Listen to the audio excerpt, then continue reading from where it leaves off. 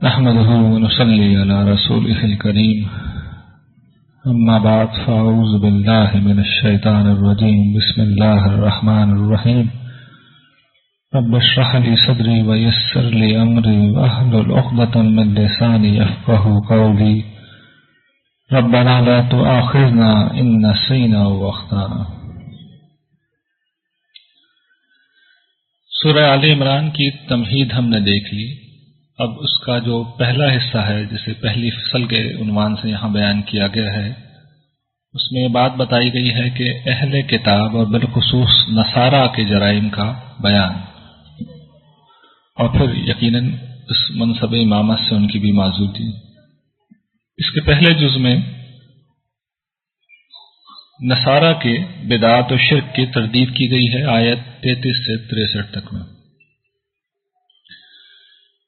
اس پورے حصے میں تفصیل کے ساتھ سیدنا عیسیٰ علیہ السلام کا واقعہ بیان کیا گیا ہے۔ آپ جانتے ہیں کہ مسیحی حضرات کا یہ عقیدہ تھا اور ہے کہ وہ معاذ اللہ اللہ کے بیٹے ہیں۔ یہ غلط فہمی انہیں جو لگی، اس کا سبب یہ تھا کہ ان کی پیدائش ایک معجزانہ طریقے پہ ہوئی، خدا کے کلمہ کن سے ہوئی۔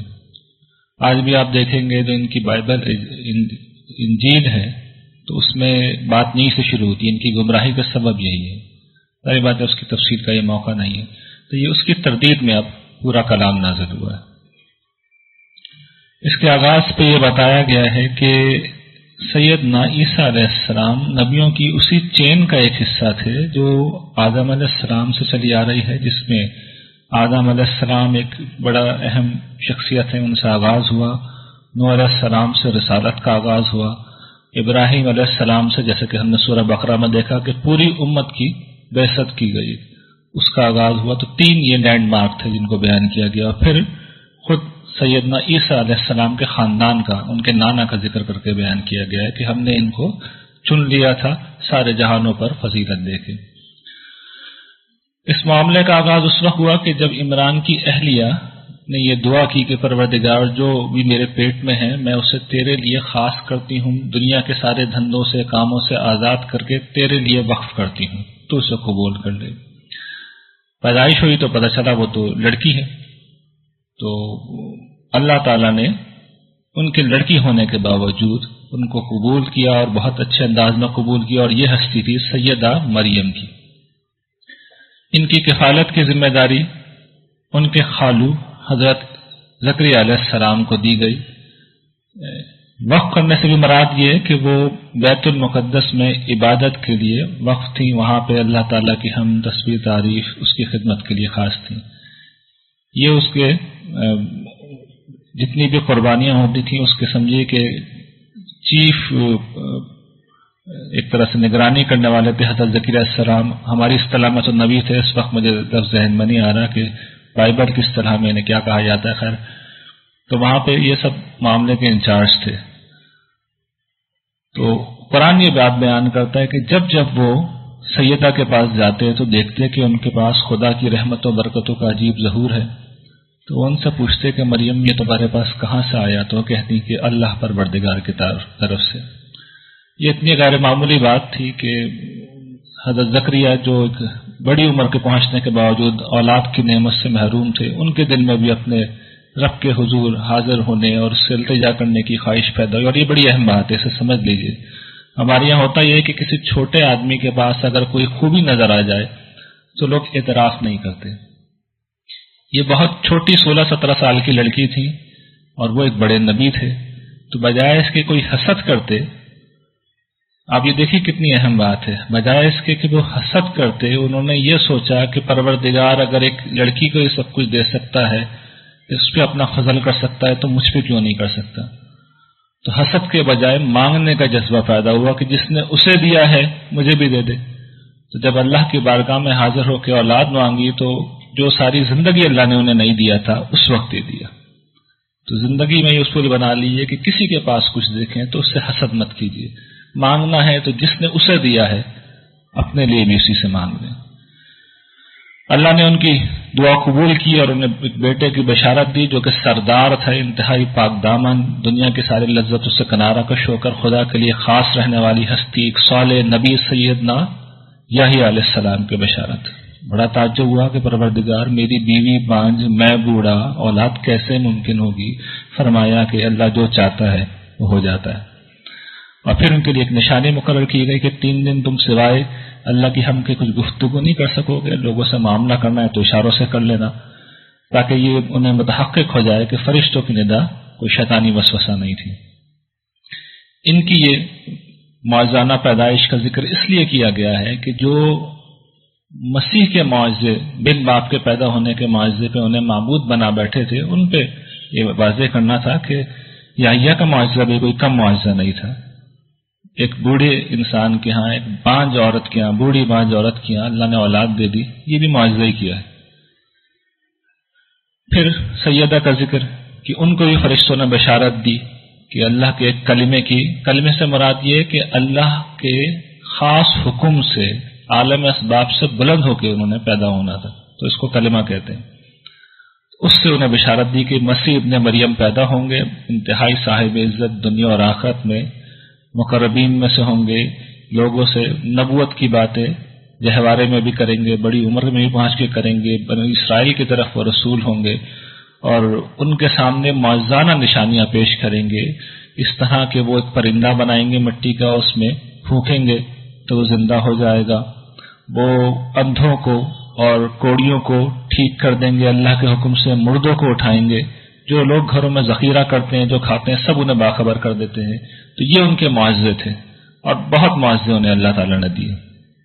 مقصد یہ تھا کہ بنی اسرائیل پہ آخری اتمام حجت کرنا تھا، لیکن بنی اسرائیل نے نہ ماننا تھا نہ مانا، بلکہ الٹا ان کے قتل کے در پہ ہو گئے۔ جب یہ صورتحال ہوئی تو پھر اللہ تعالیٰ نے انہیں اپنی طرف اٹھا لیا، اور اس وقت بنی اسرائیل کے لیے اپنی سزا کا اعلان کیا، وہ یہ کہ اب، اور یہ دیکھیے قرآن کی وہ الفاظ ہیں جس کی سچائی آپ پچھلے 2000 برس سے دیکھ سکتے ہیں۔ 1500 برس پہلے یہ الفاظ نازل ہوئے ہیں، اور اس کے بعد سے آج تک تو خیر کوئی شبہ ہی نہیں ہے کہ یہی ہوا ہے کہ کیا فیصلہ کیا گیا تھا کہ میں تمہارے پیروکاروں کو تمہارے انکار کرنے والوں پر قیامت تک کے لیے غالب کر دوں گا۔ پچھلے 1500 برس سے ہم سب یہ جانتے ہیں، بلکہ 2000 برس سے ہم سب یہ جانتے ہیں کہ یہودی من حیث القوم مغلوب ہی رہے ہیں، اور وہ کس کے مغلوب رہے ہیں؟ زیادہ تر مسیحیوں کے، جو حضرت عیسیٰ کے غلط ہی صحیح لیکن پیروکار اور نام لیوا ہے۔ تو یہ خدا کا قانون ہے، خدا کے الفاظ ہیں، وہ رب العالمین جسے ہر چیز کا علم ہے، اور آپ جب چاہے اسے دیکھ سکتے ہیں۔ آج بھی اگر یہودیوں کی ایک ریاست موجود ہے تو ہمارے یہاں تو خیر بعض لوگ ہیں وہ ہر چیز میں سازش دیکھتے ہیں، اور انہوں نے یہودیوں کو قادر مطلق کے مقام پر پہنچا دیا، ورنہ حقیقت یہ ہے کہ ان کی پوری ریاست امریکہ کے بلبوتے پہ قائم ہے، امریکی طاقت پہ قائم ہے، اور وہ ایک مسیحی ریاست ہے۔ تو یہ اللہ کے الفاظ کی سچائی ہے جو آج تک ہمارے سامنے۔ پھر عیسائیوں کے بارے میں بتایا کہ تمہاری جو غلط فہمی ہے عیسیٰ کے بارے میں کہ وہ معبود ہو گئے، وہ کیسے معبود ہو گئے؟ اگر اس وجہ سے کہ بن باپ کے پیدا ہوئے تو آدم کو دیکھ لو، ان کی تو ماں بھی نہیں تھی، تو یہ کون سی دلیل ہوئی ان کے معبود بنانے کی؟ وہ تو مٹی سے پیدا ہوئے تھے، کہا ہو جائے تو وہ ہو گئے۔ تو اللہ تو جو چاہتا ہے اس طرح کر دیتا ہے، اس کے لیے تو کچھ بھی مشکل نہیں ہے۔ یہ ایک حصہ تھا اس سورت کا، اس فصل کا۔ اس فصل کے دوسرے حصے میں اب یہ بیان کیا جا رہا ہے کہ یہود و نصارہ کے کیا جرائم تھے، اور یہ وہ حصہ ہے جو سورہ بقرہ میں جس کو میں نے بہت تیزی سے پڑھا دیا تھا، اسکپ کیا تھا آلموسٹ، لیکن یہاں میں اس کی کچھ تفصیل کر رہا ہوں۔ کیا وہ کر رہے تھے اس وقت؟ اس کا آغاز نصارہ کو دعوت سے ہوتا ہے کہ جو تمہارے درمیان ایک مشترکہ کلمہ ہے توحید کا، آؤ اس پر جمع ہو جائیں، یہ کہ اللہ کے سوا کسی کی عبادت نہیں کریں گے اور کسی کا اس کا شریک نہیں ٹھہرائیں گے۔ اور پھر اب ان کے ایک ایک جرائم، ان کی انحرافات، ان کی گمراہیوں کو اٹھا لیا اللہ تعالیٰ نے جو وہ کر رہے تھے، خاص طور پہ یہودیوں کی۔ یہود و نصارہ دونوں کا کہنا یہ تھا کہ یہ جو ایک نئی دعوت آئی ہے اور جو اپنے آپ کو دین ابراہیمی کی طرف منسوب کر رہی ہے کہ اصل میں وہاں سے آئے تو اصل میں تو ہم زیادہ حقدار ہیں، اور ابراہیم بھی اصل میں عیسائی تھے اور ابراہیم بھی اصل میں یہودی تھے، یہ اس طرح وہ کہتے تھے۔ تو اللہ تعالیٰ نے انہیں سمجھایا کہ ابراہیم نہ یہودی تھا نہ نصرانی تھا، اس کے زمانے میں نہ یہ مذہب تھے نہ یہ کتابیں آئی تھی۔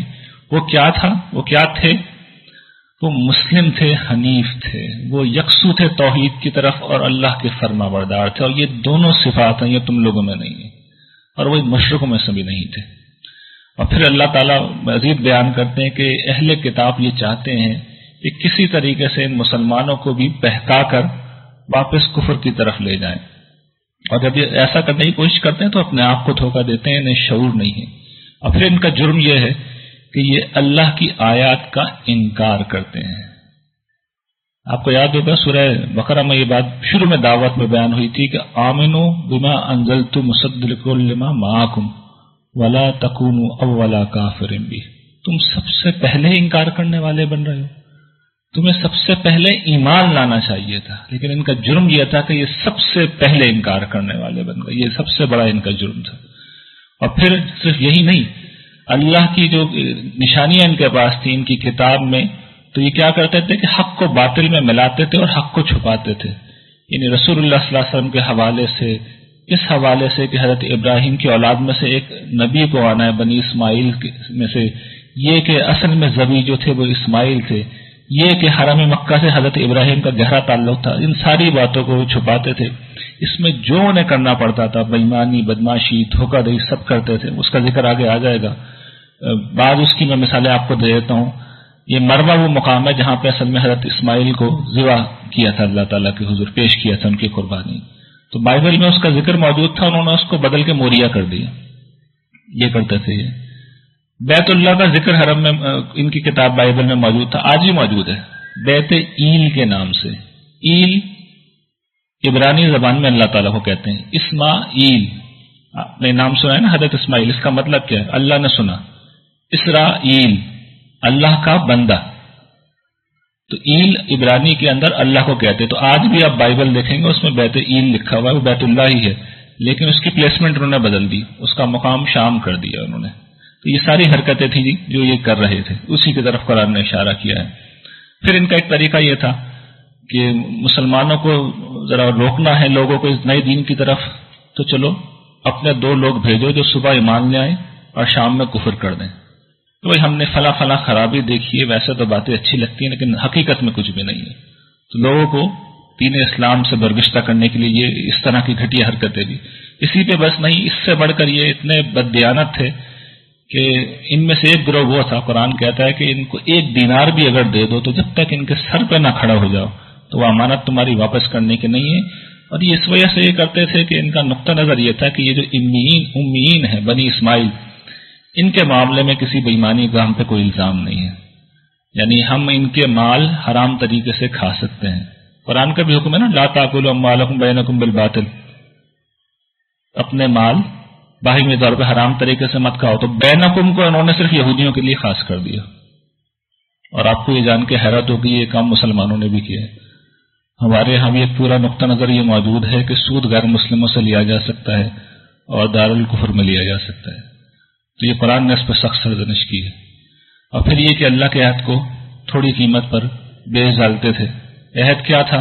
رسول اللہ صلی اللہ علیہ وسلم کی تائید کا عہد، آگے آ رہا ہے آیت 81 میں۔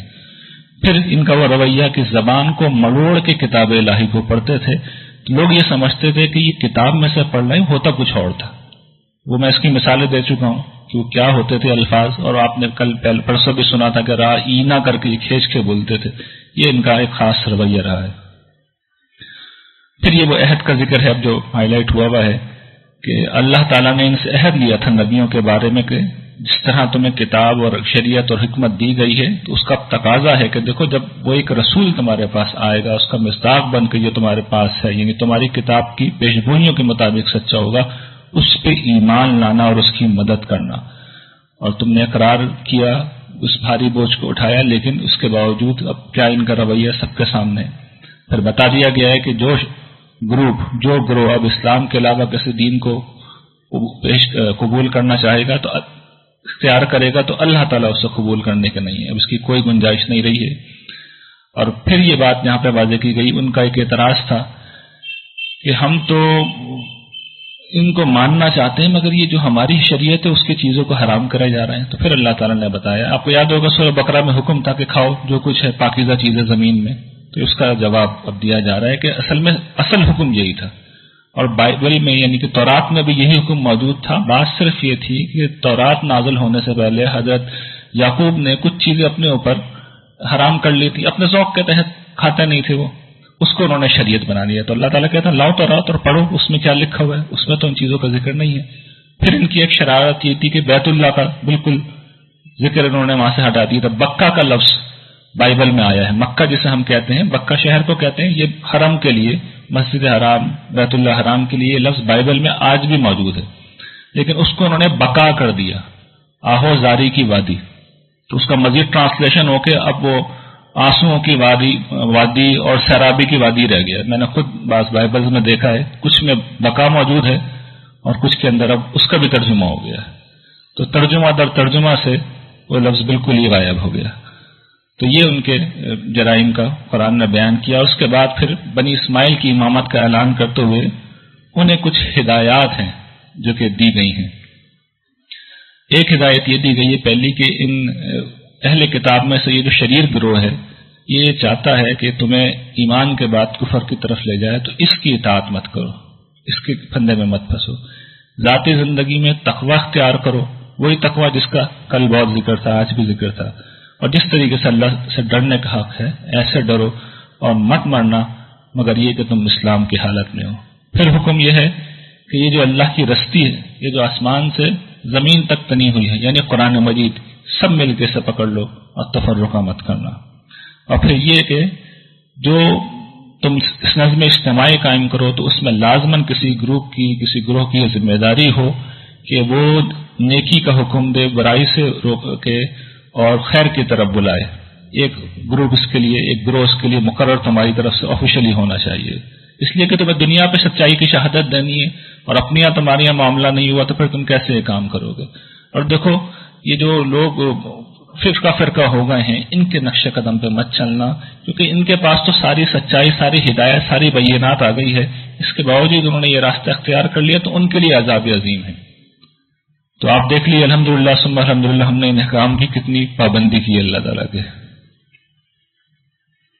اور یہ سب احکام اس لیے دیے گئے ہیں کہ بات یہ ہے کہ تم بہترین امت ہو، تم لوگوں کی طرف نکالے گئے ہو، تم نیکی کا حکم دیتے ہو، برائی سے روکتے ہو اور اللہ پر ایمان رکھتے ہو.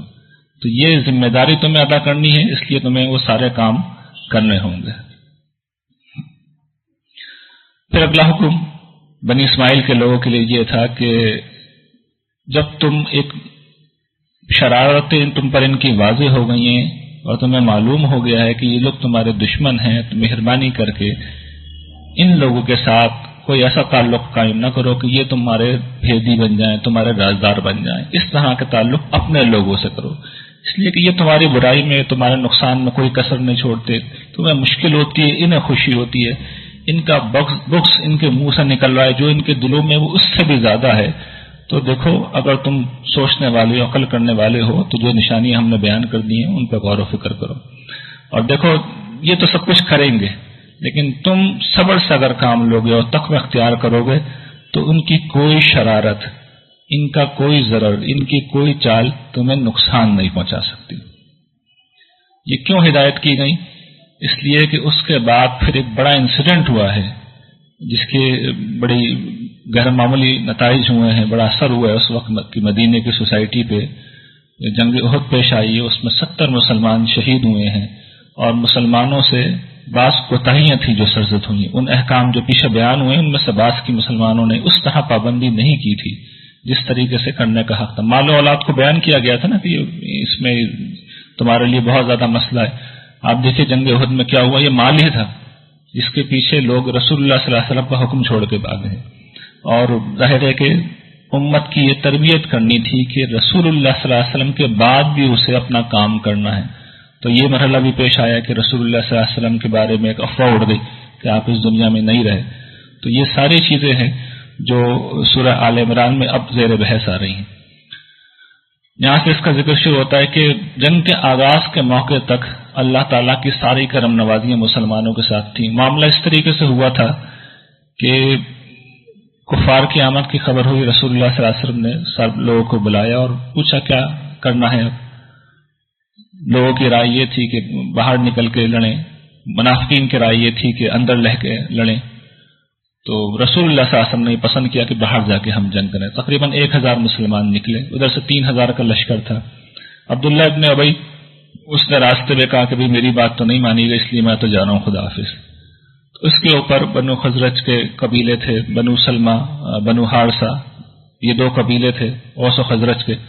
تو ان کے بھی دل ڈگمگا گئے. تو قرآن اس چیز کو بیان کر رہا ہے کہ یہ معاملہ جب درپیش ہوا تو اس وقت اللہ تعالیٰ نے ان کے دلوں کو مضبوط کیا, اور پھر رسول اللہ صلی اللہ علیہ وسلم نے مومنوں کو یہ کہہ کے حوصلہ دلایا کہ یہ اگر 3000 ہیں تو کیا ہے, اللہ تعالیٰ 3000 فرشتے اتار کے تمہاری مدد کرے گا. تو اللہ تعالیٰ نے رسول اللہ صلی اللہ علیہ وسلم کی بات کی تائید کی ہے, کیوں نہیں, تم اگر صبر کرو گے اور تقوی سے کام لوگے تو اگر یہ تمہارے پاس اسی وقت حملہ آور بھی ہو جائے تو 3 کیا 5000 فرشتوں کے ساتھ ہم تمہاری مدد کریں گے, تمہاری نصرت کریں گے.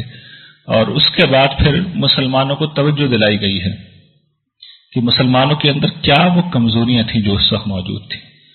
وہ یہ کہ سود کا ایک اثر موجود تھا, تو اس کو بہت سختی کے ساتھ تنبیہ کی گئی ہے. بتایا گیا ہے کہ اہل ایمان دیکھو یہ جو بڑھتا چڑھتا سود ہے اسے چھوڑ دو, اللہ سے ڈرو تاکہ تم فلاح پاؤ, اور اس آگ سے ڈرو جو کافروں کے لیے تیار کی گئی ہے. اللہ اور اس کے رسول کی اطاعت اختیار کرو تاکہ تم پر رحم کیا جائے, اور دوڑو اس بخشش اور اس مغفرت کی طرف اور اس جنت کی طرف جس کی وسعت آسمانوں اور زمین کے برابر ہے. یہ ہے بدلہ, یہ ہے وہ بدلہ جو اللہ نے تیار کر رکھا ہے اور جو متقیوں کے لیے تیار کی گئی ہے, اور جن کا معاملہ یہ ہے کہ تنگی ہو خوشحالی ہو ہر حال میں خرچ کرتے ہیں, غصے کو پی جاتے ہیں, لوگوں کو معاف کر دیتے ہیں, اور اللہ ایسے نیکوکاروں کو پسند کرتا ہے. یہ وہ لوگ ہیں جن سے جب کسی فحش چیز کا ارتکاب ہو جائے یا اپنے نفسوں پہ ظلم کر بیٹھے تو انہیں پروردگار یاد آ جاتا ہے, اپنے رب سے وہ معافی مانگتے ہیں, اور رب سے بڑھ کر معاف کرنے والا کون ہے, اور یہ جانتے بوجھتے اپنے کسی گناہ کے اوپر اصرار نہیں کرتے. تو یہ مطلوب کردار تھا جس میں کچھ نہ کچھ کمی اس وقت پائی جا رہی تھی, اس کے نتائج نکلے ہیں.